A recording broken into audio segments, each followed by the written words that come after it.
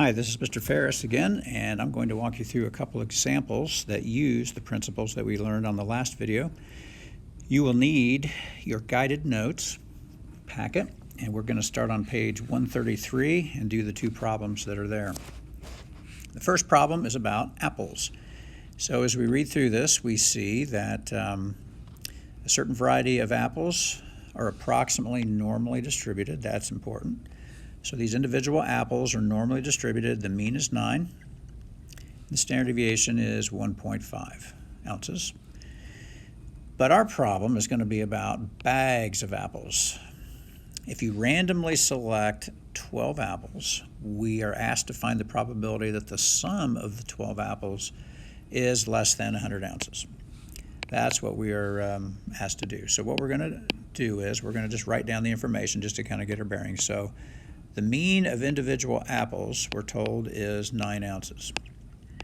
The standard deviation of individual apples is 1.5 ounces. That's just to kind of get the information kind of in front of me.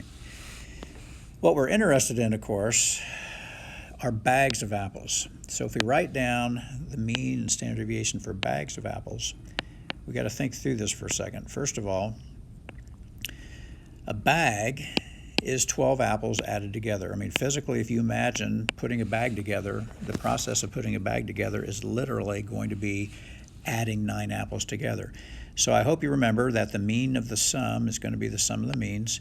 So if you have 12 apples in a bag, the mean is going to be the sum of 12 nines. 12 nines turns out to be 108 ounces. So the mean of a bag of apples is not too hard to figure out. It's just going to be 12 nines added up. The standard deviation of a bag of apples, you might remember though, we don't find the standard deviation first. What we find first is the variance. The variance of a bag is going to be found by adding up the 12 variances of individual apples. Well, we never really calculated the variance of individual apples because we didn't know we were going to need it. We can do that now. The variance of an individual apple is simply going to be 1.5 squared. So that's going to be 2.25. That's the variance of one apple. Now we can come back and do the variance for 12 apples. The variance for 12 apples is going to be 2.25 plus 2.25 plus 2.25. And you're going to have 12 variances all added up. 12 variances added up turns out to be 27. But that's the variance. The variance of the sum is the sum of the variances, but we want the standard deviation. So we're going to have to take the square root of 27 to get the standard deviation, which is 5.196 ounces. So what we just figured out by doing some computation is we just got the mean and we just got the standard deviation of a bag of 12 apples, or you could say bags of 12 apples. We were told originally that individual apples were normally distributed. Well, our textbook pointed out, and maybe it's just common sense, that if individual apples are normally distributed, well, certainly bags of 12 apples will also be normally distributed. They will still have the same shape. So we can be pretty confident that bags of 12 apples are also going to be normally distributed. We know the mean of 12 bags, or of 12 apples in a bag is 108, and we know the standard deviation of bags is 5.196 ounces. So now we can do the problem finally. We want to know the probability that the sum of 12 apples is less than 100 ounces. So less than 100 is somewhere down in here. 100 being less than 108. So really it comes down to this normal distribution problem. So using our calculator and using normal CDF, the left boundary would be negative big something. The right boundary would be 100 ounces. The mean is 108 ounces. And the standard deviation is 5.196 ounces. And we would label all these with left and right and mean and standard deviation. And if you put that into your calculator correctly, you should get about 6.2%. So roughly 6.2% would be the final answer. So a lot of little pieces here. No piece is particularly difficult, but staying organized and writing out everything is critically important. I think if you stay organized, you have a really good shot at getting these complex problems correct. And it doesn't hurt to maybe have some colored pencils too. All right, example B, similar in nature because you've got two variables. We've got books for a fall semester, and we've got tuition and fees for a fall semester. And of course, the total cost is going to be books plus tuition and fees.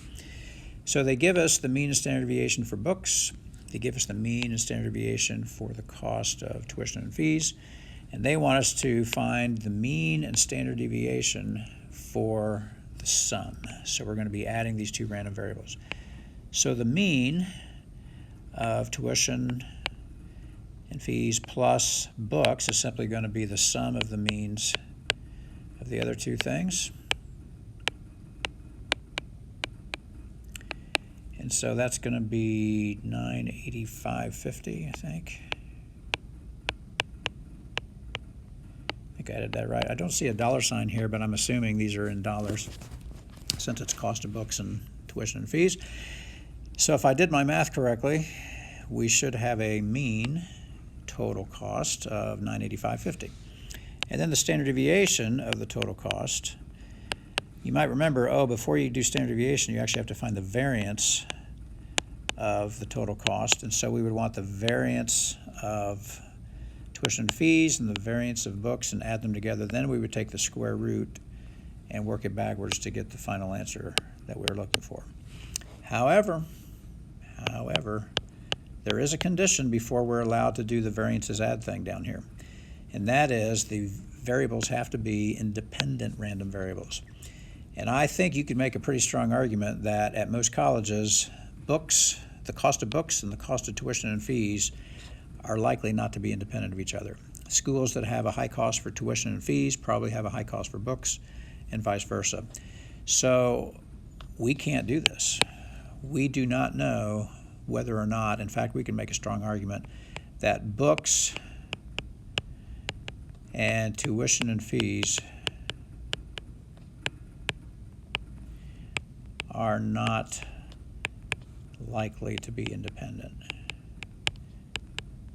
And therefore, we cannot use this variances add theorem and find the answer. We can still find the mean. That's not a problem. That does not require independent random variables. But to add variances requires independent random variables. So this could have been a trick question had we not been so sharp and caught that. So you always want to think about that. You got to make sure that the variables are independent before you do this variances add step. So it turns out we could not do that on this one. So hopefully that's helpful. Gives you a couple good examples of what to look for when you're using these principles.